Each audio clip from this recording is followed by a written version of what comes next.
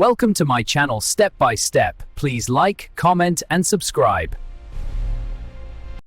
Before I begin the story, let me explain why it is in English.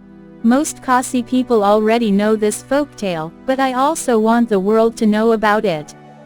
So, the story begins like this. Long ago, in the heavens, the sun and the moon were brother and sister. The sun was the elder sister, and the moon was her younger brother.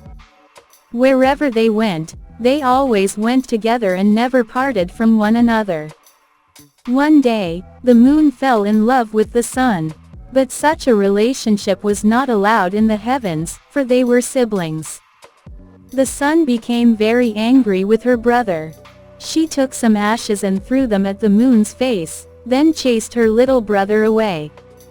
Since that day, they have never traveled together again. The sun travels during the day, while the moon always appears at night.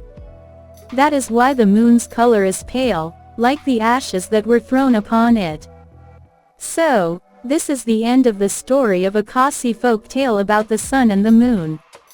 Please like, comment, share and subscribe for more Kasi folk tales. We shall meet again. Thank you.